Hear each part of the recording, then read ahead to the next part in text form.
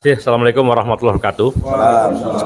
Saya Jumhur Hidayat dari KSPSI dan saya hanya meminta kepada Kapolri untuk melaksanakan apa yang sering digembar-gemborkan sebagai restoratif justice.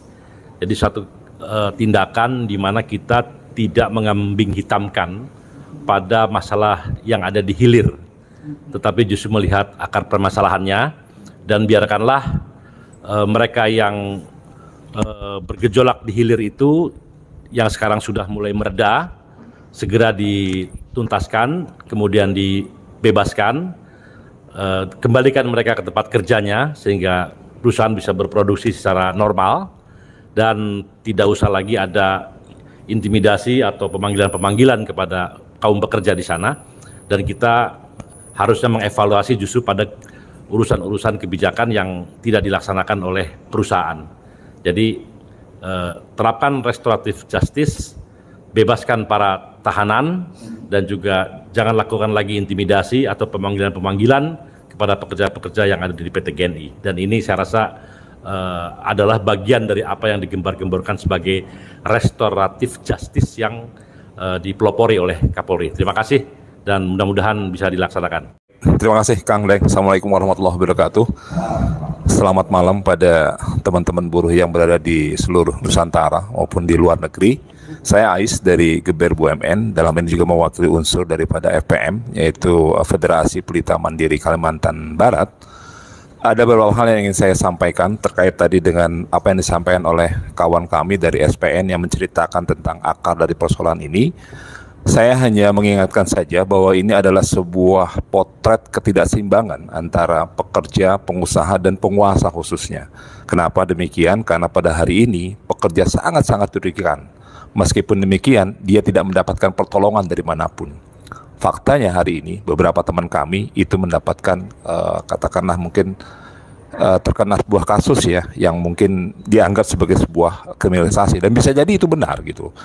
Dan oleh karena itu saya mengingatkan kepada pemerintah bahwa persoalan ini sangat kental dan terkait dengan beberapa dimensi persoalan yang ada. Yang pertama tadi disampaikan bahwa ini ada kaitan dengan dimensi hukum, bahwa di sana kawan-kawan kami perlu ada sebuah keadilan hukum, dan yang kedua upaya untuk mencegah terjadinya kriminalisasi. Kemudian yang kedua sudah jelas bahwa akar dari persoalan ini adalah sebuah persoalan atau dimensi tenaga kerjaan terkait dengan union busting, kemudian upah dan kesejahteraan lainnya.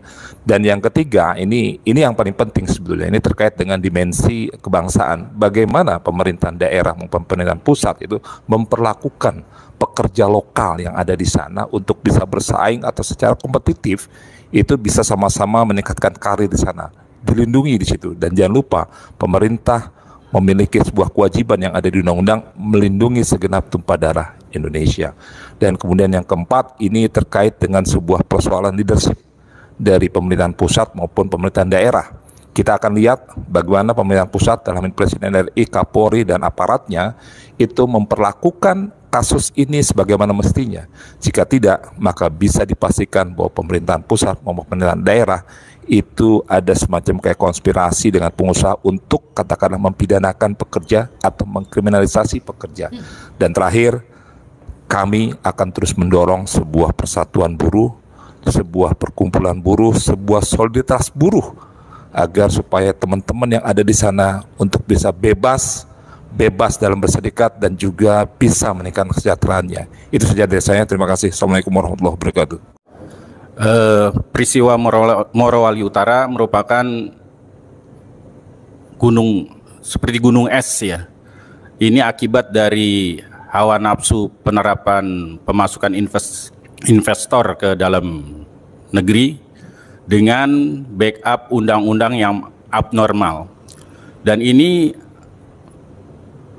menunjukkan bahwa setelah terjadi ini menunjukkan bahwa pemerintah gagap dalam menangani permasalahan ketenaga kerjaan, terutama di dalam hal K3.